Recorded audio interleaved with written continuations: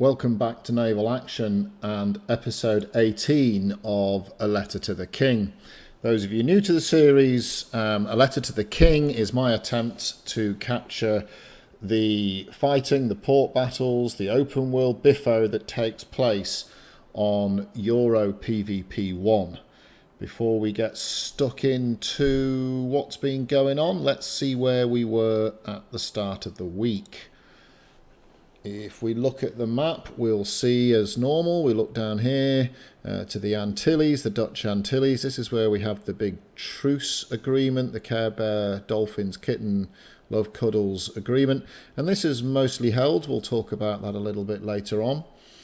Haiti is the thumping ground for the server. This is where a lot of the fighting's going on, or at least a lot of it this week has been launched from. To be honest, Haiti itself, other than the Swedes, has been reasonably quiet. The Spanish have been furiously holding on to the south heel of Cuba. They've also managed to snaffle up the Cayman Islands. The Brits have managed to push the pirates and the Spanish coalition all the way up the west coast here. They're trying to get to the head of the Yucatan. They did a bit of a rear action, which the British are quite well known for, and snaffled up these shallows towards the end of last week. And the US has continued to push into the Bahamas and has begun to winkle the Spanish out of the Florida Keys. All of this, of course, has been going on while we've had our new officers patch come in, the new perks, and of course recently, after the network was out for a day, the Busanter.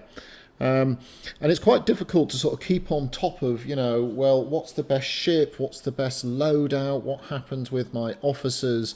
And this really is where I always turn to the player community to try and get my head around things. And I'm just going to do a bit of a shout out. There's a captain out there, a bit of a strange name, Norfolk and Chance. And he's one of these guys, I love this sort of thing. He's built the spreadsheet to end all spreadsheets. I'm going to put a link in the description for the video so you can get at it and play on it. To be honest, you could do a whole video on this. But the spreadsheet does a whole bunch of things, really. There's a front page, which I'm not going to go to, that helps you look after your inventory and your ports and trading and so on and so forth. But this is my favourite page. This allows me to set my ship, set my enemy ships, set my loadout, set their loadout, say how big their crews are, how big my crew is. I can then tool my ship up with different build strength and speed or live oak. I can add in my upgrades. I can indicate what my officer perks are. And using the magic of love, because that's what it is, the magic of love, Norfolk and Chance then gives you a table that tells you at what range you do and don't penetrate. And then you can fiddle around and change your loadouts.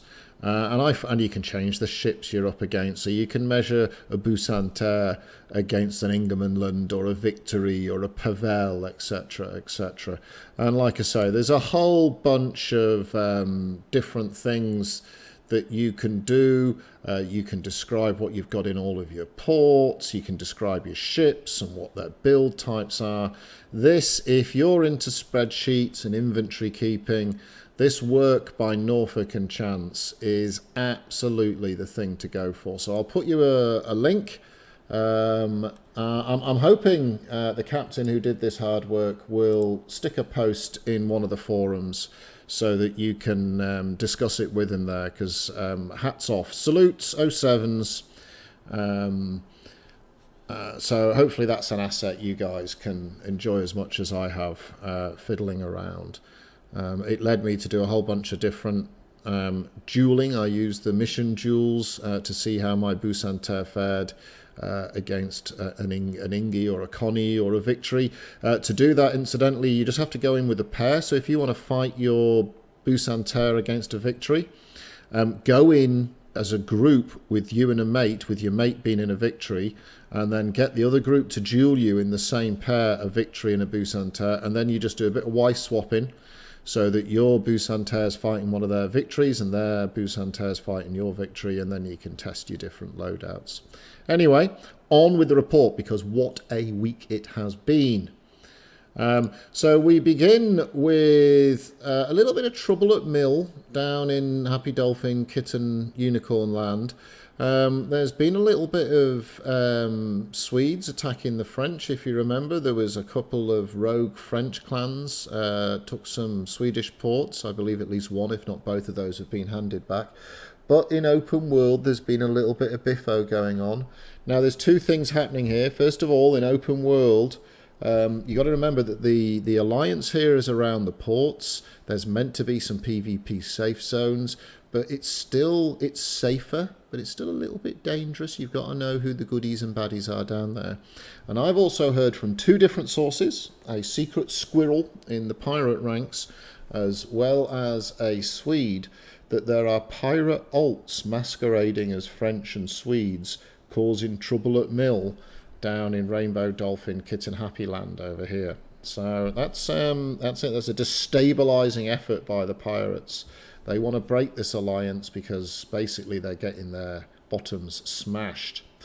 The Danes and the French really haven't done a great deal as far as port battles are concerned, but what they've done really well is they've been sending Gank Fleets up against the Brits. And these Gank Fleets are impressive beasties. They could be 20 fourth rates or a dozen ships of the line with some force rates mixed in. As with all Gank Fleets, they terrorise an area for a couple of hours until the puppies rally. And then once the puppies rally, they tend to get their asses kicked, because as they come out of a battle, there's like 20 ships waiting for them. And I know that the Danish fleet was... certainly a big Sol fleet was pretty much wiped out to a man, and I know the French, after causing all sorts of mayhem, got a bit of a pasting. So as with all Gank Fleets, they have enormous fun and then they die. Now the French have tried 3 port runs, I think, at Sail True and whatever that one is, can't remember. But I have to say, I don't know what's going on with the French. They couldn't run a flag up a pole at the moment. They put their fleet outside the port they want to take, and then some poor bugger has to run it there in a trader's links or something. The latest attempt, I can't remember, St. Louis, is this St. Louis? And the poor bugger running the flag, at one point, if he'd have looked behind him, he'd have seen 4 British ships. If he'd looked to the south, he'd have seen 2 Americans. And if he'd looked to the east, he'd have seen 7 Dutch, because that's how the alliance rolls. And of course, eventually he gets tagged 20 times in his slippery trader's links, but once you knock the sails over on a trader's links, it's dead. And 3 times, I think, they tried to run the flag, and 3 times it got slapped all the time while their main force is sitting out here. Why they don't go with it, I don't know. So the French have seemed a bit lost. I know it's summer holidays in France right now. I have to say it's beautiful in France. I used to holiday a lot down on the head down the route de Soleil to all those beautiful places down there, the Cannes and Nice and Marseille and all those lovely places on the southern coast of France, on the Mediterranean there. And one of the weaknesses really of the French, and to some extent the Spanish, is they're probably too national. And in that, the French are made up a lot of French players. The Spanish are made up a lot of Spanish players. That's great. That should definitely be your core. I totally understand that. But you have to realise you're up against nations who've got a bigger mix than you. I sailed the other day in a fleet where the right line of the port attack was a British line of 8 ships, and the left line was 8 Germans speaking German. And my German isn't so good. So, halfway through the battle, when it's Jeheil hat ein kleine Gehrin, I'm thinking to myself, obviously they're telling me that my hat looks like something that Calvin Klein would wear or something. I don't know what hat Gehrin means, but what kleine Gehrin means, but I'm sure it means lovely hat or something. And you have to learn to work together. Thankfully, a couple of the Germans are excellent at English. So they do the translations for us. So you'll find with the British nation has time zones of, you can attack a British port 20 hours of the day. 10 different time slots there's British ports to be attacked in. And I know the French get very salty because, they like all their ports to be between sort of 8 p.m. and 10 p.m. so that when they finally get home from the beach and half a day's work, that they can play a bit of naval action. Well, I really think, guys, this is a global game, you need to broaden your community. Nothing wrong with the Spanish speaking mostly Spanish. Nothing wrong with the French speaking mostly French. That's why you're French. That's why you're Spanish. But make your community more inclusive. Bring in folks. There's lots of people from the US with French or Spanish ancestry, or even relatives. It's a mixed up world these days. We've all travelled, so I think you're going to have to get used to playing a world game. And if half a dozen of you are off on holidays, well, you're going to get your asses slapped. I have heard that the French are going to make a comeback. So let's hope there's no more of these tragic trader links runs that just end in some poor bugger having his little trader links torn to pieces. Meanwhile, the Swedes have been pushing the pirates. A lot of these ports have been changing hands, and the Swedes were in here a fair amount over the weekend. At the end of the day, probably a bit of a stalemate. The Swedes are now holding this quite well. The Danes have stopped pushing them from the east. The pirates did get into Cap Francis and the port next to it for a little while, but then they got pushed back out. The Americans, they've been pushing the pirates too, and really they own the Bahamas. And in fact, the Americans, rather hilariously, pulled 2 flags every night for the secret islands. Now, I can't tell you where the secret islands are, otherwise they wouldn't be secret. But twice now they've, 6 nights on the trot. Kids Harbour and is it Port Inlet? I can never remember the name. The Americans pull flags. I don't know if they're sending ships out there or if they're just like rattling the pirate cages. But the pirates have got an absolute biffing by the Americans, and in fact the Americans are beginning to grow some muscle. They pushed the Spanish completely out of Florida and have opened up. This whole spit now is green. So this puts pressure on these pirate ports here. And as the Brits are putting pressure here, this whole area now could become a new front. And this has been probably 6 weeks since there's been bloodshed and splinters in this neck of the woods. And the other worrying sign for the Spanish coalition is that the Americans actually made it onto Cuba. So they're threatening their main areas here. And now they've actually made it onto Cuba. So the US, although they've been cut off from their alliance partners, they're really beginning to cut into the Spanish. And the US are kind of salty with the Spanish because they feel as though the Spanish were tricked to fight them. They feel as though when the pirates were pinning them into a single port, that and the Spanish had done a lot of screening and help for the pirates. And then when the pirates began to dwindle, I think the Americans felt as though the Spanish were sucked into this coalition, very much to do the pirates' dirty work as the pirates began to lose their capacity to keep their foot on the throat of the Americans. And so I'm expecting as the US grows and as you start winning things, more people fight. It's how it works. It's an upward spiral, as it were. The Spanish are in a lot of trouble now because they're going to get themselves with 3 nations on Cuba, with the British, the Dutch, and the Americans. And we've seen that the pirates are close to folding at the moment. I'd love the pirates to come back. But I don't see it for a little while. Maybe in 5 or 6 weeks when the new mechanics come out for ports, perhaps the pirates will make a bit of a return. But at the moment, the French and the pirates, well, you never want to tempt fate, but they're a done deal at the moment. And the Danes, they're just ganking. So I know the Spanish are many tears and grumpiness on the forums saying, oh, it's 4v1, oh, it's 4v1. Well, lads, it was 4v1 on the other shoe about 4 weeks ago when the Spanish and the French and the Danes and the pirates were kicking the pants off the Brits. Now it's you who's under pressure, and you're going to have to work out how you deal with it. And we'll talk about that a little bit more later on. But a tremendous week for the Americans. I'd say the Americans were probably the most successful nation this week. Clearing up Florida, that's been a long time. And pushing into the Bahamas and their LOL flags against the secret island, wherever it may be. Meanwhile, over around Mexico and the Yucatan, the British rear action was undone in a sweeping night, probably the only success the Spanish have had this week, where the Spanish swept through and retook all the little shallow islands around here. However, overall, they still ended quite poorly in this region. The British pushing the Spanish out and even taking Mujeres, which at the start of the week, over 20 ships, 30 ships came to defend that as the British tried to get in. When it fell practically undefended.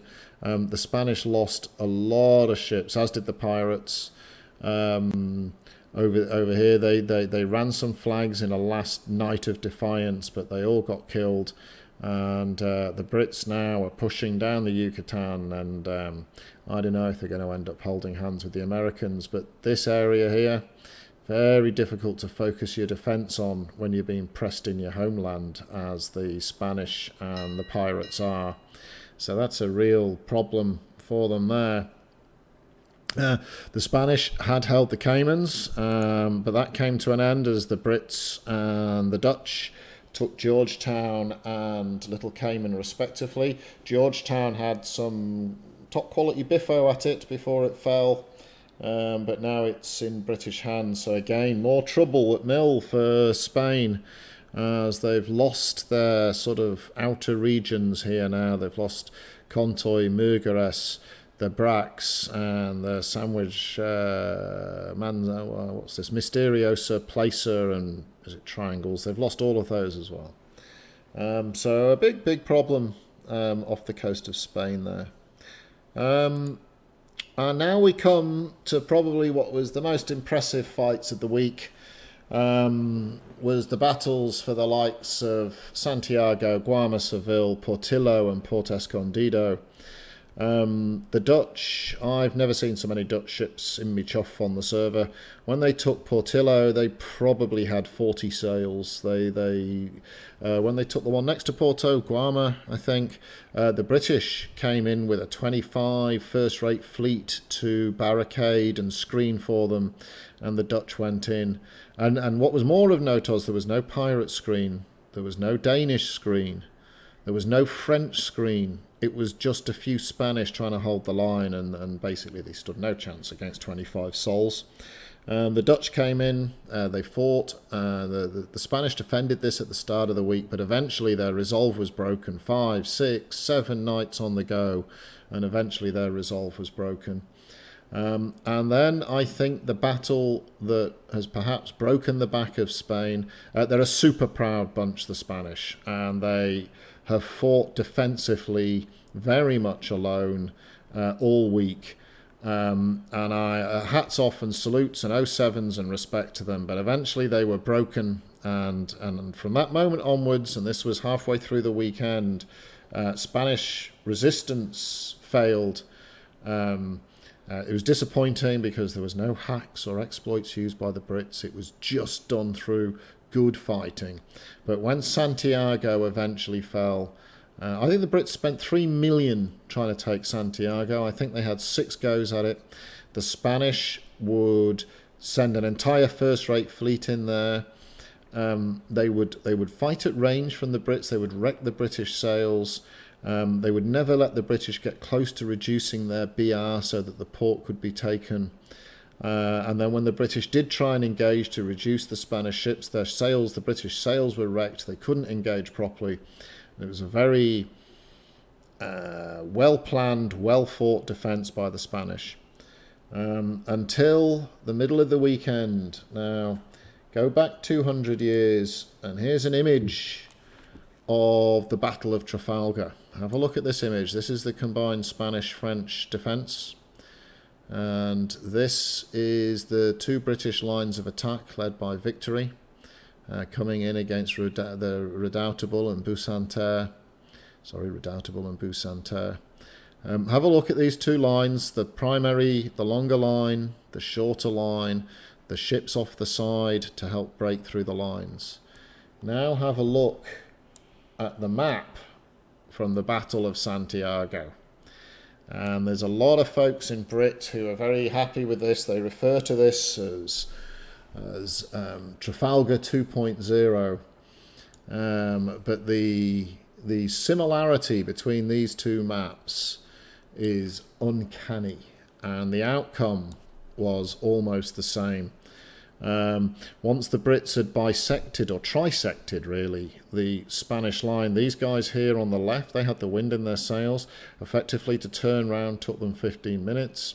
By the time they did turn round, this line here and this line here had been able to get 2-to-1 guns on these poor Spanish rear and midsections, and within the first 20 minutes the Spanish had lost 4 or 5 of their ships of the line.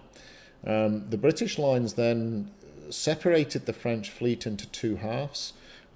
What became the southern half was matched ship for ship, just to keep it an equal fight. And while that was happening, the British made sure they had their 5 ship of the line advantage against the what you might call the northern half. They sank some more souls. The Brits lost a couple themselves, and then before you know it, the BR had tipped, and as soon as it had, the Brits sort of shepherded the Spanish back to the middle of the map, where they then, with a 9-ship advantage, killed the towers, and with even 25 minutes left to go on the timer, took Santiago. And it was from that point onwards that really Spanish resolve crumbled. We saw that in the attacks on the Yucatan, even a show of strength attack on Trinidad by the Brits, which incidentally they left with no timer on. It was very much just a bargaining chip for diplomacy to demonstrate, look, we can take this. We can come for you now. And the Spanish, there's a lot of them on holiday. And they really have a core of Spanish players. But to some extent, and I know, look, this is continuous war. It never ends. But right now, I would describe that this week 18 of A Letter to the King, that the Battle of the Yucatan, the battle for Cuba, and the battle for the Bay of Haiti can be described as won by the Brits, and the Dutch and the Swedes, and I think the Americans can stand tall and claim that the battle for the Bahamas and Florida has been won. Now, it's continuous, and I'll explain more about this, but there are turning points. We had when the pirates pushed the Americans back to pretty much a port. We had when the Brits were pushed back in all the way down by the pirates to Truxillo and all the way out of Haiti. And even lost ports on Jamaica. These were tipping points, and we're at a tipping point now.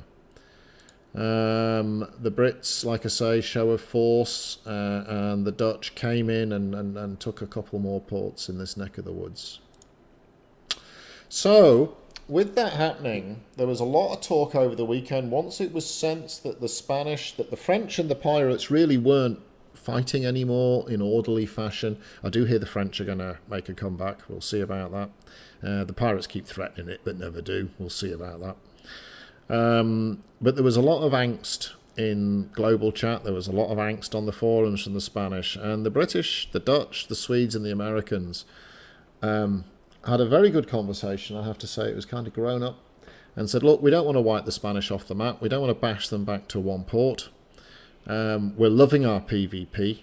The Spanish seem to perhaps be at breaking point. Let's see if we can get some diplomacy happening, and perhaps pick a few areas for conflict, and concentrate on those areas just to allow the Spanish community to reform a little bit. What the British and the Dutch, and to a lesser extent the Swedes and the US really have a different concern with the Spanish, I have to be honest. What the British and the Dutch said is give a safe zone here, so leave these ports in British-Dutch hands, give a safe zone here, leave these ports in British-Dutch hands, and then we'll pick some areas to fight over. Maybe we can open up here and say this is Biffo Town, or open up here and say this is Biffo Town. So the Brits said we'd like this to be a buffer zone. That way, Spain, if you decide to come at us, before you can hit Jamaica, you'll have to break any treaty or agreement by coming through the buffer zone. The Spanish don't seem to recognise the situation they're in. This was what they've asked for.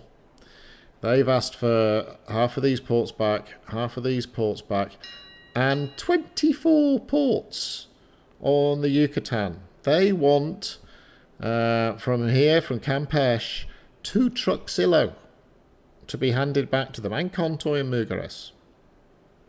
So they would actually have more ports at the end of the truce, if we agreed to their terms, than they started with 4 weeks ago when this whole war thing broke out after the Care Bear Alliance. So we can all, when you look at these things, you have to recognise there's two sides. There's two completely different points of view. That's why you need diplomacy. If everybody agreed, you wouldn't need diplomacy, right? So let's just see what happens there. I have to say, it's on the forums, by the way. If you go into Nation, the whole debate beautifully moderated by a Dutch representative, between the British and the Spanish and the US trying to get involved. Unfortunately, the Spanish diplomat didn't have the authority to speak about what was happening in Florida and north of Cuba. But it's a really interesting listen, something to listen to while you're sailing around, probably not something to sit the whole family down to. Let's have a look at where we're going with things. This is where I think the fights will be next week, unless any peace, love and happiness breaks out. The Spanish are surely going to come back after these ports. The Swedes and the Americans and the pirates are going to be fighting over here. It'll be very interesting to see what happens with the Americans. Will they hold and push? Or will they try and claim back the south of continental USA? What will happen in the Yucatan? Will the Spanish make a rush for the Contoy and Mugares, which they consider to be their buffer in the same way as the Brits consider here to be their buffer? And will the Spanish be prepared to fight here? They're not far out from being wiped out from the Yucatan, so can they fight in this area? We don't know. To the tally board. The Brits had a good week, up 11 ports, 81. The US, probably the best performers of the week, 13 ports, clearing out Florida, Bahamas. The Dutch made more ground into Cuba. The pirates lost a bunch of ports in the Bahamas and on Cuba. The French lost a couple of 3 ports. 2 of those were the ones that were given back to the Swedes because of naughty French clans. The Spanish got an absolute slapping, lost 22 ports. The Danes, once again, nothing. And the Swedes up a couple. Now, this has all sounded very glum for the Spanish and all one-sided, and there's 2 reasons for that. It is very glum for the Spanish, and at the moment it is all very one-sided. But that's not really a reason to get the salt and tissues out. If we have a little look, these are the tallies from just 4 weeks ago. So there you go. The Brits were down to 39 ports. The Americans 37. The Dutch 38 didn't have a foothold in Cuba or Haiti. The pirates dominated the map with 77. The French had 41 ports. The Spanish had 63, twice as many ports as they have now. The Danes haven't changed their port count for a month. They're on some sort of... maybe they hibernate. Well, not in summer, right? It's summer in Daneland. So who knows what's going on with the Danes. And the Swedes were down to 13. In fact, the week before, 5 weeks ago, the Swedes were down to 8. So, as despondent as it is, Spain, you're a proud nation. You're a fantastic bunch of sailors. I love PvPing against you. Your defence across the southern tip of Cuba, if anybody had lived, they could write songs about it. Right now, you have a foot on your throat, sir. And you have a choice now. You can choke, or you can accept the situation and negotiate your way into something more acceptable. Maybe you'll wait 4 or 6 weeks for the port battle mechanics. Maybe we'll wait until September, when summer is over and it's too dark and cold for the French and the Danes and the Spanish to do anything other than computer game. We'll find out. But nonetheless, it's been a fantastic week. That's it for Letter to the King.